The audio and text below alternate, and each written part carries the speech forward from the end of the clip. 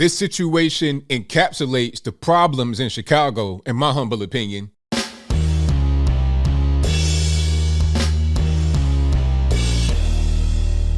How's everybody doing? My name is Anthony Brian Logan, and today we got to talk about the untimely death of Ella French in Chicago, Illinois. She was a police officer, only 29 years old. She was killed during a routine traffic stop. And before I go any further, I want to say rest in peace, condolences to her friends, family, anyone that knew her. There was talk going around that she had a 2-month-old baby. That's not true. She didn't have any kids. That particular detail is not necessarily that important. The whole point is that she is gone and she shouldn't be gone. And her partner, who is an unidentified male, we don't know his name, he is fighting for his life right now in the hospital with a bullet lodged in his brain. So hopefully he's able to survive, but right now it's kind of a toss-up.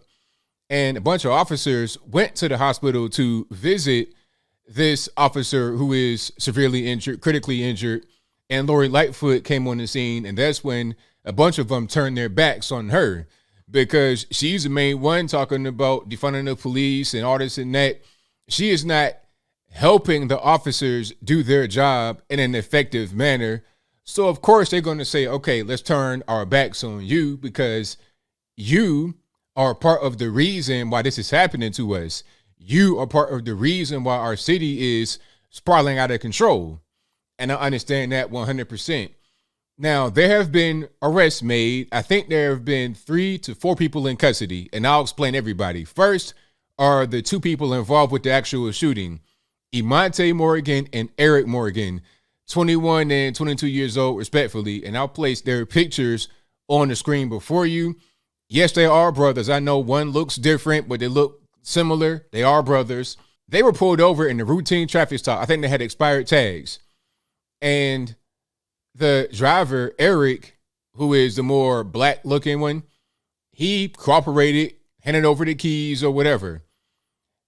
But Emonte did not want to cooperate.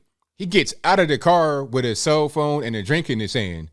Now, I think it might have been Ella French or the other officer. Somebody is trying to get him to put the items down. He's refusing to put the items down. Now he's resisting. So while they're tussling with Emonte, Eric gets out of the car and runs. Then at a certain point in this whole scuffle, a gun is produced by Emonte, and he opens fire on the police officers. He kills Ella French, according to what I'm hearing, according to what I'm reading. He kills Ella French and shoots the other officer. He's down. And there's a third officer on the scene. I think he is arresting Eric after he runs. But when the officer hears the gunshots, he goes over to where the gunshots are at. That's when he exchanges fire with Emonte. He shoots him twice, I think, in his abdomen or arm or both. So right now, as I'm speaking, Emonte's in the hospital. We'll talk about that a little bit later. After this goes on with Emonte getting shot and the officer leaving the other guy and stopping the cuffing process, Eric gets up and runs again. And at that point, he's captured by residents, just regular people, and held down until the officers get there. So they're both in custody. They're both on probation already. One of them had a robbery charge. The other one had a theft charge. So they already had records already. We're dealing with criminals anyway. A third person got arrested for straw purchasing the gun that was involved in the shooting. All these tough gun laws in Chicago. Meanwhile, you got somebody out here straw purchasing guns, giving it to him illegally. He got arrested, and I think the vehicle they were in, it might have been the SUV, that was owned by the same man or person, whoever, that purchased a gun for them to shoot and kill the officer and shoot the other officer. Now, their mother also got arrested because she was trying to barge in a hospital to see Emonte after he got shot by the police. Now, before I continue, let's watch some of this right here. I did a reaction to this live on my show last night, but I wanted to do a full video right now to give you the full scope of it so you understand what's going on and why these types of crimes and problems persist in cities like Chicago, Detroit, everywhere else. After we get done with that, I'll talk about what she said, how she said, her appearance, all of that. Then I'll give you the last bit of my 2 cents and my deep detailed analysis. Then I'll wrap it on up with a nice bow on top. So without further ado, let's go ahead and roll it. Okay. I just wanted to get on here real quick to be a voice for my boys, Eric and Monty Morgan. I want you to know I love you and your family loves you and you're not alone. Know that. For everybody else, I just want to simply say there is another side, and my boy's side is not being told right now. I cannot speak too much on it, but I will say this. Don't believe everything you hear and see. It's fictitious. And there is another side. My boys are not monsters, what people trying to paint them to be, at all. At all. There is another side. I don't believe a damn thing CPD says. And I can guarantee you this, my boys was afraid. I'm afraid. Our young black women, not only young black women and young black men, like I just said, I'm afraid. Adults are afraid of the CPD. And I'm clean. I'm not a criminal. My car is clean. I got insurance, all that. But if a cop get behind me, my heart drops. We fear our police here. Unfortunately, we fear them. We don't believe in them. We don't trust them. They get behind us. Our hearts drop. We scared. That's just the reality of it. Whether people want to hear that or not, I don't give a damn what people want to hear. I need to be a voice for my boys. And that's all I got to say. Let me get in this hospital to see my damn son.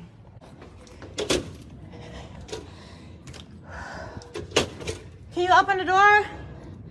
I'm trying to see my son. Open the door.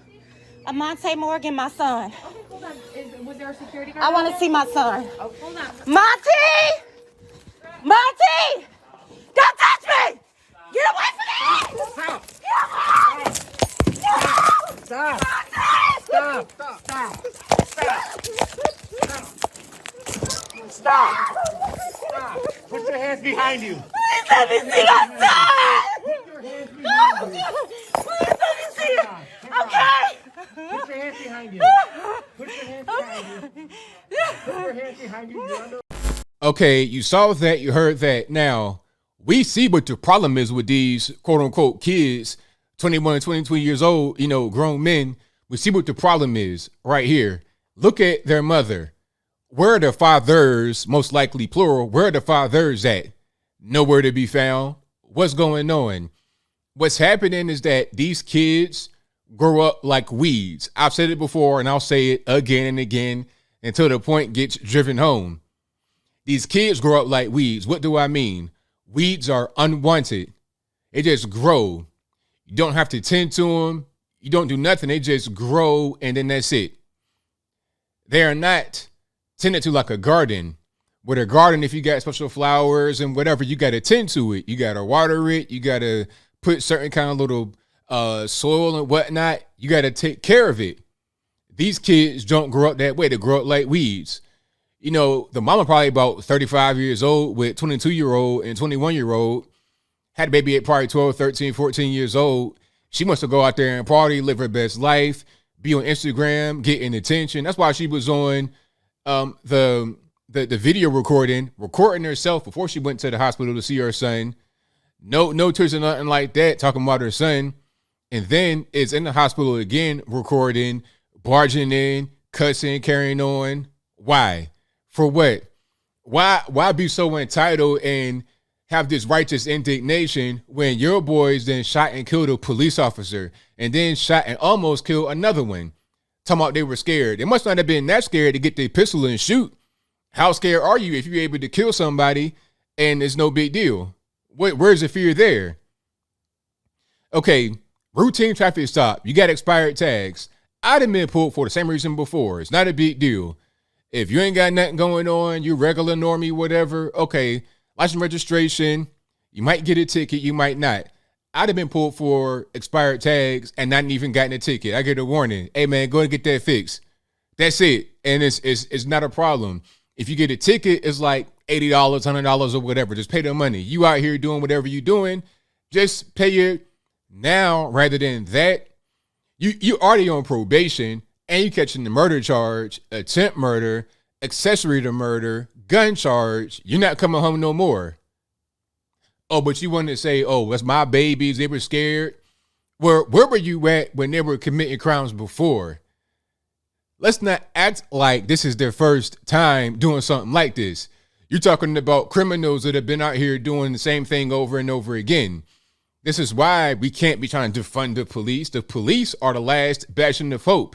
These monsters, these predators that you raised, ma'am, these guys are the ones that are out here terrorizing the community over and over again. Gang tattoos on their face. I mean, come on. Gang tattoos on their face, criminal record, illegal weapons, shooting the police. That's your fault, ma'am. Where are the fathers at? Where were you at? Where are they living at?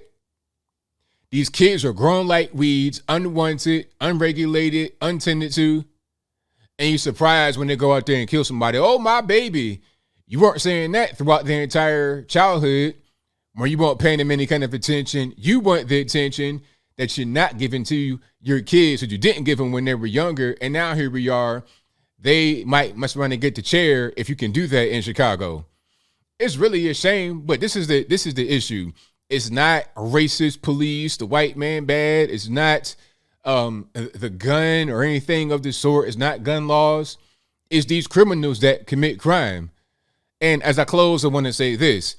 The whole straw purchase situation, the gun charge thing lets us know that criminals are not going to follow any kind of gun laws. You already got tight gun laws. All that laws are for is law-abiding citizens and criminals when they do get arrested to get punished heavier, which is appropriate, but it's not going to actually prevent them from going out here and committing crime. I mean, some might kind of get deterred. Okay, I might go to jail for doing that. But if you're going to have criminals, they're going to do what they're going to do. The most important thing to do, in my humble opinion, is to punish them appropriately rather than just letting them do whatever they want to do and get off the hook. That's not how this whole thing should operate from my point of view. But I think I'll leave that right there for now. And what say you? How do you feel about this mother and her quote unquote boys, these adult men, 21 and 22 years old?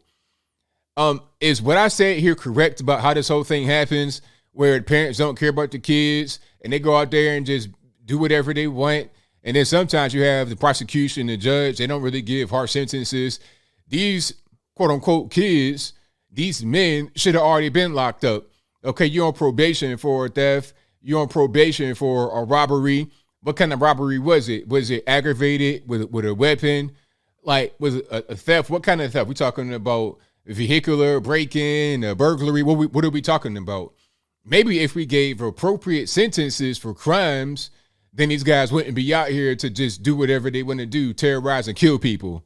Just maybe. And maybe if we didn't encourage these ridiculous attention-grabbing, welfare state-dependent single mothers to be out here, then they wouldn't be able to raise these demons that terrorize generally the black community. Oh, it's racist, ABL. The police are racist. They're the main ones protecting black folks, black and Hispanics. That's the truth. That's the reality. And unfortunately, now we have one less on the job. May she rest in peace. Unnecessary, totally ridiculous. Their weapons, Officer French and her partner, were still holstered throughout the entire time. And there's body camera footage. They didn't expect to just pull somebody for expired tags and then lose their life. But here we are. But whatever your thoughts are, please let me know in the comments below. And that's all I got to say for this video. If you like what you heard, please comment, rate, share, and subscribe. Peace.